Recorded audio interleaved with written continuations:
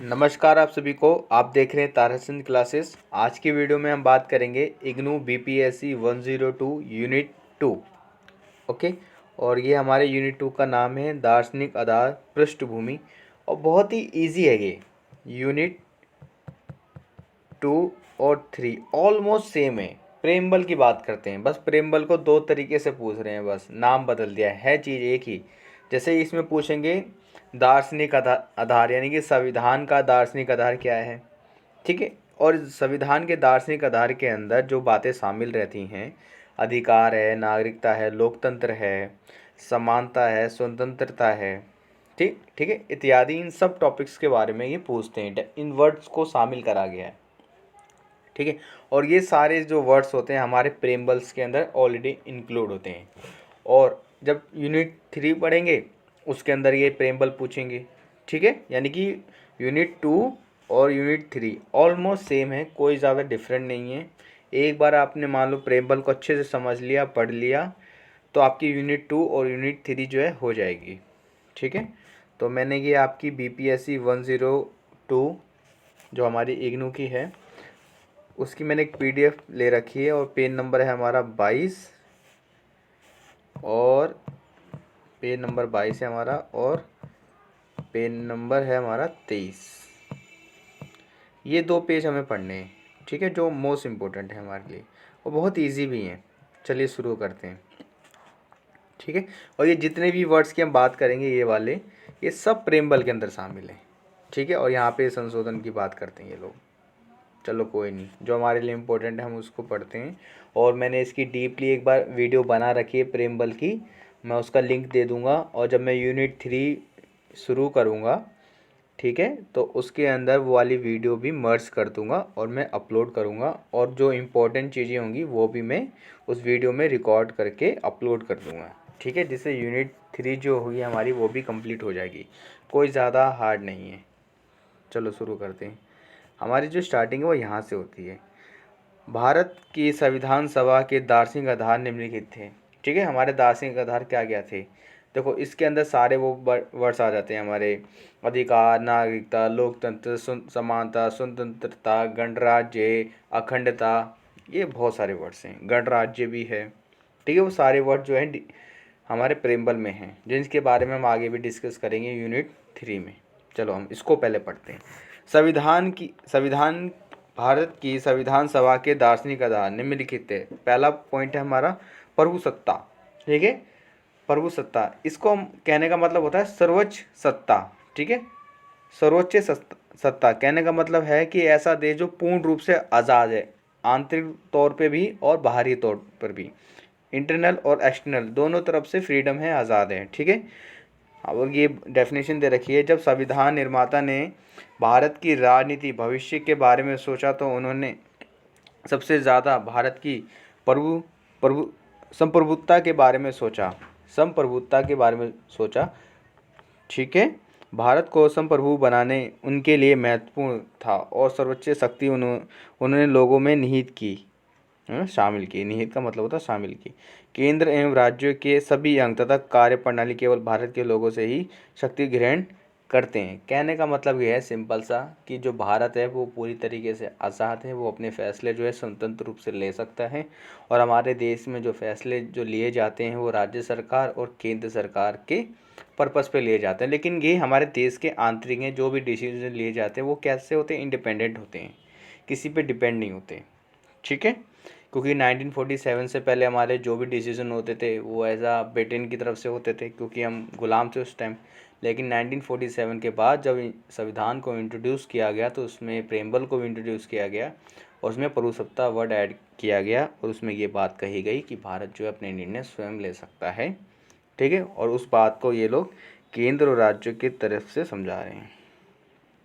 ठीक है, बहुत भारी भारी वर्ड ले रखे हैं इसके अंदर। चलो कोई नहीं। अब आता है लोकतांत्रिक यानी डेमोक्रेसी, लोकतांत्रिक मूल्य। नहीं, संविधान निर्माता ने इस सिद्धांत को भी बहुमूल्य माना था, क्योंकि लोकतंत्र या लोकतांत्रिक मूल्य देश को मजबूत प्रदान करते हैं तथा सभी लोगों की आवाज़ को समान महत्व देते हैं। यानी कि लोगों का शासन यानी कि लोकतंत्र, सबकी इम्पोर्टेंस होनी चाहिए। ठीक है, सब लोग हमारे देश में भागीदारी करें और लोकतंत्र से ही हमारा चुनाव होता है, यानी कि चुनाव कराने के लिए लोकतंत्र चाहिए और उसके अंदर वैक्स मताधिकार चाहिए, वोट देने का राइट्स। ठीक है, तभी ये सारी चीज़ें सॉल्व हो सकती हैं, इस्टेब्लिश हो सकती हैं, लागू हो सकती हैं। ठीक है, यानी लोकतंत्र है तो लोकतंत्र के लिए चुनाव ज़रूरी है, चुनाव के लिए वोटिंग ज़रूरी है। ठीक है, तो हमारा लोकतंत्र अच्छे से स्थापित हो सकता है जिसमें सभी लोगों की सहमति हो, भागीदारी हो, पार्टिसिपेंट हो और डिबेट्स हो। ठीक है, और जिसके अंदर दूसरा वर्ड बोल रखा है आम सहमति। ठीक है, लोकतंत्र आपको समझ आ गया होगा, जिसमें लोगों का शासन, सभी की भागीदारी, और भागीदारी होने से कुछ नहीं होता, सबकी इम्पोर्टेंस भी होनी चाहिए। ठीक है, सबको इम्पोर्टेंस दी जाए, ये नहीं सबको बुला लिया आ जाओ, पूछ किसी को नहीं रहे, लेकिन ऐसा नहीं। ठीक है, सबकी भागीदारी होनी चाहिए, सबकी इम्पोर्टेंस होनी चाहिए और सबके निर्णय आम सहमति से होने चाहिए। ठीक है, तो इसके बारे में इस लाइन में डिस्कस कर रखा है, आम सहमति से निर्णय लेना। ग्रैनविल ऑस्टिन के अनुसार आम सहमति की अवधारणा संविधान सभा में आम बात थी। ठीक है, नेतृत्व के लिए ये बहुत महत्वपूर्ण है कि वह किसी नतीजे पर पहुंचने से पहले आम सहमति से निर्णय ले। ठीक है, कोई भी डिसीजन लागू करने से पहले सबकी परमिशन ले लेनी चाहिए। जैसे पार्लियामेंट में होता है, कोई भी नया कानून बनाने से पहले सबसे मंजूरी लेनी चाहिए। पता नहीं ये सच में होता नहीं होता, नहीं तो हमारे किसान भाई ऐसा प्रोटेक्ट ना होता जो हो रहा है। लेकिन जो भी है भाई, हमारे कॉन्स्टिट्यूशन तो ये कहता है कि सबकी इम्पोर्टेंस हो, सभी लोग क्या करें, उसमें डिस्कस करें, तब जाके वो बिल पास हो, यानी कि वो जो निर्णय है पास हो। किताबें कुछ और कहती हैं, रियलिटी कुछ और कहती है, लेकिन कोई बात नहीं, हमें पढ़ना तो है। ठीक है, चलो, इसमें क्या था, आम सहमति यानी कि सबकी भागीदारी हो, कोई भी नतीजा लेने से पहले सभी लोग उसमें क्या करें, निर्णय लें। ठीक है, और फिर उसके बाद क्या करें, उसको पब्लिकली अनाउंस करें। ओके, क्योंकि यह तार्किक तार्किक का मतलब होता है लॉजिक। तार्किक का मतलब होता है लॉजिक, यानी कि विद तर्कसंगत होना चाहिए एवं प्रभावी रास्ता माना जाता है किसी समझौते को अंतिम रूप देने के लिए। ठीक है, जिसके ऊपर पूरी तरीके से डिबेट हो चुकी है, सारे रीज़न, तर्क वितर्क के ऊपर विचार हो चुका है, फिर हम उस डिसीज़न को पब्लिकली अनाउंस कर रहे हैं, तो वो एक अच्छा डिसीज़न माना जाता है। ठीक है, यह सिद्धांत भी भारतीय संविधान की रचना के लिए सबसे उपयुक्त था। सबके अधिक आम सहमति संन्यास संघीय प्रावधान एवं भाषीय प्रावधान में देखने को मिले हैं। ठीक है, ओके, यानी कि जो हमारे स्टेट गवर्नमेंट होते हैं और सेंट्रल गवर्नमेंट होते हैं, ये वाले डिसीजन। मेन मुद्दा समझ लो, आम सहमति का सबके निर्णय। अब है हमारा समायोजन का सिद्धांत, जिसको हम एडजस्टमेंट प्रिंसिपल भी बोलते हैं। ठीक है, जहाँ पे हम जब डिबेट करते हैं तो इसके अंदर असंगत या तर्कसंगत, यानी कि कभी कभी कुछ नेगेटिव बातें आलोचना भी करी जाती है, तो उनको भी जगह देनी चाहिए, क्योंकि जब डिबेट्स होगी तभी तो एक अच्छा राज्य बन सकता है। विदाउट डिबेट्स तो एक तानाशाही डिसीजन होते हैं, जिस पे कोई डिबेट्स नहीं हुई, कभी किसी के सामने बताया ही नहीं गया और सीधा पास हो रहा है वो चीज़ें, तो वो बेकार है। ठीक है, समायोजन के अंदर है यानी सभी की बातों को इम्पोर्टेंस देना, सभी की बातों को कोई ना कोई रिस्पेक्ट देना, हर चीज़ अपने जगह क्या है, सही रहती है। चलो, इसमें भी कुछ बातें कही गई हैं। समायोजन, जिसको हम कहते हैं एडजस्टमेंट प्रिंसिपल, ग्रैनविल ऑस्टिन के अनुसार संविधान निर्माण में भारत का मूल योगदान इसके समायोजन का सिद्धांत था, अर्थात जाहिर तौर पर असंगत अवधारणाओं में सामंजस्य करने की क्षमता। ठीक है, आलोचनाओं को भी जगह देना। ठीक है, इसने संघीय एवं एकल व्यवस्था के बीच सामंजस्य बैठाया, राष्ट्रमंडल एवं रिपब्लिक सरकार की सदस्यता के बीच सामंजस्य तथा मजबूत केंद्र सरकार के साथ साथ पंचायती राज व्यवस्था के प्रावधान के सामंजस्य की दुहाई देना। कहने का मतलब है कि सेंट्रल गवर्नमेंट है, स्टेट गवर्नमेंट है, स्टेट गवर्नमेंट के नीचे भी कुछ सारे पार्ट्स होते हैं, जैसे पंचायत है। ठीक है, तो पंचायत भी अपने जो प्रॉब्लम्स होते हैं, जो भी डिसीजंस होते हैं, वो स्टेट्स को भी बता सकती है, स्टेट जो है सेंट्रल गवर्नमेंट को बता सकते हैं, जिससे इन सभी सरकारों के बीचों में क्या हो सके, सामंजस्य स्थापित हो सके, सभी की बातों को अच्छे से समझा जाए, फिर अच्छे से डिसीजन लिया जा सके। ये है, इतने भारी भारी वर्ड्स इन लोगों ने लिख रखे हैं, लेकिन चलो कोई बात नहीं, अच्छी बात है ये भी। ओके, चलो अगला पॉइंट है हमारा किसी को समझ ना आए वो कमेंट कर सकता है, ठीक है। मैं कोशिश करूँगा उनके कमेंट्स को सॉल्व कर दूँ, टॉपिक से संबंधित होए, ठीक है। टॉपिक से संबंधित हो किसी का कोई कमेंट कि भाई ये वाला पॉइंट नहीं समझ आया है, एक बार आप बता दो, तो मैं कोशिश करूँगा एक्सप्लेन करने की, ठीक है। ओके। दूसरा है चयन एवं परिवर्तन की कला, ठीक है। यानी कि सेलेक्ट करने की और उसमें चेंज करने की भी ऑप्शंस होने चाहिए। संविधान सभा के केवल अनुकरणात्मक नहीं थी, विभिन्न राजनीतिक व्यवस्थाओं से लिए गए प्रावधान को संविधान सभा ने भारतीय स्थिति के साथ अनुकूल बनाने के लिए प्रयास किया। ये बात हमारे उसकी कर रहे हैं जब हमने भारतीय संविधान के जो स्रोत थे ना, अलग अलग देशों से लिए, अमेरिका से लिए, फ्रांस से लिए, ब्रिटेन से लिए, कनाडा से लिए, आयरलैंड से लिए और जर्मनी से लिए और भी, ठीक है, अन्य देशों से अलग अलग प्रावधान लिए, लेकिन उनको लागू हमने भारत की परिस्थिति के अनुसार ही करा था, ठीक है। तो ये कोई नकल नहीं थी। जब सभी बड़े बुजुर्ग बोल के गए हैं कि दूसरों की गलतियों से सीखो, लेकिन अपनी परिस्थिति के अनुसार उनको जज करो, समझो, ठीक है। मतलब दूसरों से सीखो और अपनी वर्तमान स्थिति को सुधारो। वैसे हम गुलाम बन रखे थे, हमारे पास समय कम था, तो हम तो वैसे इंडियन से जुगाड़ू लोग हैं। अच्छे से समझदारी दिखाई, अन्य संविधानों को पढ़ा, समझा और उनकी जो अच्छी बातें थी उनको उठाया और अपने संविधान में शामिल किया और अपनी भारतीय परिस्थिति के अनुसार उनको क्या करा, लागू करा, ठीक है। और लागू करने का मतलब ये नहीं कि हाँ भाई अब रख दिया, बन गया, पत्थर की लकीर हो गई, अब कोई नहीं मिटाएगा इसे, ठीक है। ऐसा कुछ नहीं है, समय के अनुसार उसमें क्या करेंगे, चेंजेस करेंगे। और लगभग आज के डेट में शायद 103 104 अमेंडमेंट्स हो चुके हैं, यानी कि संशोधन हो चुके हैं। 103 104 संशोधन हो चुके हैं अब तक, ओके। तो इस लाइन का कहने का मतलब ये है कि प्रावधान को शामिल किया, भारतीय परिस्थिति के अनुसार उन्हें लागू करा और ये परिस्थितियों के अनुसार अभी भी अमेंडमेंट्स हो रहे हैं, चलते आ रहे हैं, ठीक है। इसमें ये कहा जा रहा है। बाकी भी आगे भी पढ़ लेते क्या कह रहे हैं इसके अंदर। चयन एवं परिवर्तन का सबसे महत्वपूर्ण उदाहरण ऑस्टिन के अनुसार संविधान में संशोधन की विधि है, ठीक है। इसने संविधान को लचीला बनाया तथा राज्यों के अधिकारों की भी रक्षा की थी। किसी अन्य देश में संशोधन की प्रक्रिया हमारे देश से अच्छी नहीं है, क्योंकि यहाँ संवाद और ब्रिटिश संसदीय व्यवस्था दोनों संविधान का आधार स्वरूप है। यानी कि दोनों चीज़ों को रखा हुआ, संवाद और ब्रिटिश, ये वाला जो रूल हमने वहाँ से उठाया है, ये वाली बातें कह रही हैं, दो जगहों से हमने लिया था। कहने का मतलब ये है, जब भी हम कोई अमेंडमेंट करते हैं, संशोधन करते हैं, तो उससे पहले हम डिबेट करते हैं, भारतीय परिस्थिति के अनुसार उसे लागू करते हैं, चेंज कर देते हैं, निष्कर्ष कर देते हैं। ये है कहने का मतलब। अब आता है हमारा मूल अधिकार, ठीक है, मूल अधिकार, ठीक है, या फंडामेंटल राइट्स। विशेष रूप से वल्लभ भाई सर, हमारे सर भी नहीं लगाए इन लोगों ने, विशेष रूप से वल्लभ भाई सर के कारण मूल अधिकारों को संविधान में न्यायोचित बनाया गया है और ये अधिकार आधुनिक लोकतांत्रिक व्यवस्था में लोगों के जीवन का आधार माने जाते हैं। अधिकारों की वजह से ही सभी नागरिक स्वतंत्र रूप से विचरण कर सकते हैं, रह सकते हैं, अपना विकास कर सकते हैं। ऑब्वियसली बात है, राइट्स तो हम सबके लिए ज़रूरी है। राइट नहीं होगा तो हमारा प्रोग्रेस नहीं हो सकता, डेवलपमेंट नहीं हो सकता।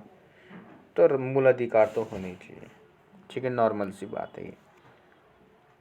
अधिकार हो, उनकी कोई रिस्पेक्ट भी हो तो और बढ़िया बात है। चलो, लेकिन हमें ये सारे राइट्स दिए हैं, जब हमें इन सब चीज़ों की एजुकेशन हो, हमें इन सब अपने राइट्स का यूज़ करना आता है ना, तो बहुत पावर है हमारे राइट्स में, ठीक है। अगर आप अपने राइट्स को अच्छे से यूज़ करना जानते हो तो, ठीक है। एक बार CRPC IPC यानी कि जो लॉ की बुक्स होती है ना, एक बार इनको उठा के पढ़ना, या कभी ऐसी वीडियो सर्च कर लेना कि आम नागरिक के 10 अधिकार, या कोई भी हर भारत के अंदर हर आदमी की ये 10 अधिकार हर किसी को जानने चाहिए। ऐसे बहुत सारी वीडियोस होती हैं, आप देखोगे ना तो आपको भी मज़ा आएगा कि यार ये सब भी हमारे पास राइट्स हैं। और वैसे ही आप एक हॉबीज़ के लिए लॉ की बुक पढ़ सकते हो, ठीक है, कोई सी भी, ओके। अगर आप दिल्ली यूनिवर्सिटी में हो तो लाइब्रेरी में मिल ही जाती है। चलो कोई नहीं, नहीं तो आप वैसे यूट्यूब पे नॉर्मली कोई ना कोई सेक्शंस पढ़ सकते हो, CRPC IPC कोई भी धारा आप पढ़ सकते हो, तो आपको बहुत मज़ा आएगा कि आपके जो राइट्स की जो वैल्यू है वो काफ़ी ज़्यादा, अगर आप उसका यूज़ करना अच्छे से जानते हो तो, ठीक है। चलो, ये है हमारे अब धर्मनिरपेक्ष राज्य। देखो, धर्मनिरपेक्ष तो सिंपल सा है भाई, इंसान किसी भी धर्म का हो, ठीक है, किसी भी वर्ग का हो, किसी भी कुल का हो, सब इक्वल हैं और होने भी चाहिए। सब इंसान एक है, मानवता एक है। ठीक है, तो धर्मनिरपेक्षता सिंपल सा है। ठीक है, धर्मनिरपेक्षता सिद्धांत वह सिद्धांत है जो किसी भारत के नागरिक के पूर्ण रूप से अधिकारों का इस्तेमाल करने के लिए है। धर्मनिरपेक्षता के सिद्धांत को संविधान सभा के कांग्रेस के एक वर्ग में स्थापित किया है, जिनका मानना था कि भारत को एक धर्मनिरपेक्ष राज्य होना चाहिए। बिल्कुल है, वो भी सही बात है कि रहना भी चाहिए। ठीक है, सब इंसान एक साथ हैं, एक यूनिटी है, वन यूनिट, और औसम बंदे हैं हम सारे इंडियंस, एक नंबर के इंसान हैं। बस कुछ कंजर हैं लेकिन हम बेस्ट हैं। ठीक है, कोई बात नहीं, हम दूसरे को ना सुधारें, खुद को सुधारें तो हम अच्छे हैं। ठीक है, देख के कोई अनदेखा ना करे, गलत फहमी ना बनाए।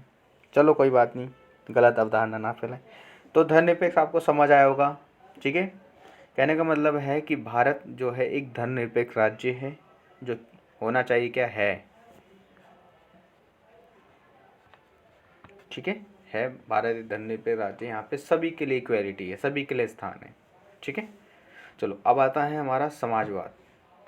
सर वल्लभ भाई पटेल जी के प्रभाव के कारण कि हमारे संविधान में समाजवाद के सिद्धांत को जगह दी गई। ये पहले कभी नहीं था जैसा वर्तमान संविधान में है।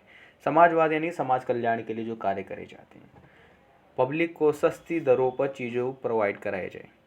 ठीक है, और सामाजिक कल्याण के मुद्दों पर विशेष ध्यान दिया जाए और उनके कल्याण के लिए कार्य किए जाए। ठीक है, जैसे कि हॉस्पिटल सर्विस हो गई, ट्रांसपोर्ट हो गया, एजुकेशन हो गई और इत्यादि बहुत सारी सरकारी नीति होंगी जो जनता के समाज कल्याण के लिए होनी चाहिए। ये इन सब विषयों के ऊपर यह समाजवाद में बात होती है। अब है हमारा ये हो गया अल्पसंख्यकों के लिए आरक्षण, समायोजन के सिद्धांत। ठीक है, समायोजन के सिद्धांत से संबंधित प्रावधान के समांतर ही संविधान सभा ने समाज के अल्पसंख्यक तबकों के लिए आरक्षण की व्यवस्था करने का प्रावधान किया गया है। संविधान सभा की 2 महिला सदस्यों ने इस सिद्धांत को बनाने में महत्वपूर्ण भूमिका निभाई थी। और वुमेन पावर, ठीक है, महिला सशक्तिकरण। इनसे जो नाम थे अमृत कौर तथा बेगम एजाज रसूल प्रमुख थी, जिन्होंने कहा था कि सभी अल्पसंख्यक वर्ग भारत के आंतरिक भाग हैं, उन्हें आरक्षण की ज़रूरत है ताकि उनके अधिकारों की रक्षा की जा सके। ऑब्वियसली बात है। ठीक है, जितनी भी आप अगर वेब सीरीज़ भी देखोगे ना, तो उसमें कहीं ना कहीं ये बातें आपको शो दिखा दी जाती हैं कि भाई आज भी कुछ जगह ऐसी रहती जहाँ पे कमज़ोर वर्ग को कमज़ोर ही समझा जाता है, जो कि गलत बात है। ये सभी तो आरक्षण दिया जा रहा है, अगर सभी को एक नज़र से देखा जाए, सभी को राइट्स दिए जाएं इक्वलिटी से, और प्रैक्टिकली भी उनके साथ सोसाइटी में अच्छा बिहेव हो। ठीक है, हम सब तो मेट्रो सिटीज़ में रहते तो हमें नहीं इतना शो होता, लेकिन जब हम अपने रूरल इलाके यानी गाँव वगैरह में जाते तो आपको ये सारी चीज़ें दिखेंगी, आपको ये सारी चीज़ें रिप्रेजेंट होंगी। ठीक है, तो क्यों आज के टाइम में भी ये सारी चीज़ें डिस्कस होती हैं, आज भी कहा जाता है कि दिया जाए, सेव करा जाए, क्योंकि ये है दिखता है आज भी, कहीं ना कहीं ओपनली नहीं बोलते लेकिन ये दिखता है ये सारी चीज़ें। तो गलत बात है, ये नहीं होना चाहिए। अगर सबको राइट्स इक्वल मिलेगा, ठीक है, सबको राइट्स इक्वल दो, तो ये ख़त्म कर दो आरक्षण, ये भी ठीक है, कोई गलत नहीं है। प्रैक्टिकली सोसाइटी में सबको एक समान नज़र से देखना चाहिए, उसके कर्मों से देखो उसके कर्म कैसे हैं, नोटा किसी का नाम रंग रूप के सरनेम से जज करो, ऐसा गलत बात है। चलो हम ये करते हैं। तो इसमें आरक्षण की बात करी गई है कि सभी हमारे देश में क्या करना चाहिए, आरक्षण देना चाहिए। ठीक है, सभी लोगों को, ताकि उनके जो अधिकार हैं, उनके जो राइट्स हैं, उनको सिक्योर किया जा सके। ओके, अगला हमारा पॉइंट है वैक्स मताधिकार। सिंपल सा, सबको मालूम है, वोट देने का अधिकार। और हमारे देश में पहले 1989 तक जो एज थी वो 21 साल की थी, लेकिन उसके बाद 61 अमेंडमेंट के बाद, यानी कि 61वें संशोधन के बाद, हमारे देश में वोट देने की आयु जो थी 18 वर्ष कर दी गई है। ठीक है, यानी जो भी व्यक्ति हमारे देश में, चाहे महिला हो चाहे पुरुष हो, जो भी 18 साल के हो चुके हैं, वो भारतीय संविधान के अकॉर्डिंग हमारे भारत के इलेक्शन में, चुनाव में, ठीक है, यानी कि लोकसभा और विधानसभा के चुनाव में वोट कर सकते हैं। ठीक है, राज्यसभा के नहीं, वो अलग होता है, वो वहीं के मंत्री लोग करते हैं। चलो, संविधान सभा ने वैक्स मताधिकार को एकदम सही माना था।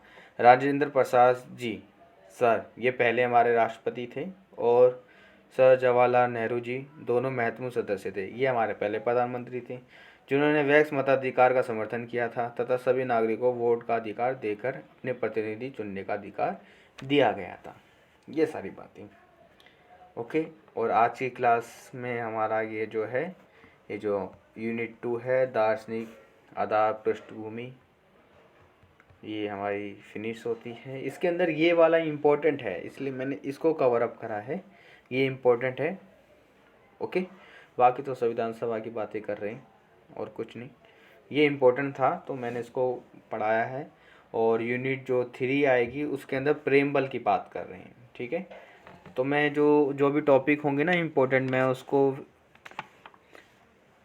बना के वीडियो अपलोड कर दूंगा, ठीक है। और जैसी आपकी राय हो कमेंट करना, बताना, अच्छी लगे तो लाइक कर देना, तो कमेंट भी कर देना, अच्छी लगता है तो हमें और थोड़ा क्या कहते हैं उसको, अच्छा लगता है कि और वीडियो हम बनाए अपलोड करें, ठीक है। बाकी सेकंड थर्ड यूनिट में कुछ नहीं है, प्रेमबल के बारे में बोला गया है, और उसके अंदर संविधान सभा के अंदर कैसे बहस के पॉइंट्स होते हैं, प्रेमबल की क्या इंपॉर्टेंस है, ये सारी बातें ओके। चलो ठीक है, अब मिलते हैं आपसे नेक्स्ट क्लास में, तब तक आप चैनल को सब्सक्राइब जरूर करें। मैं ताराचंद।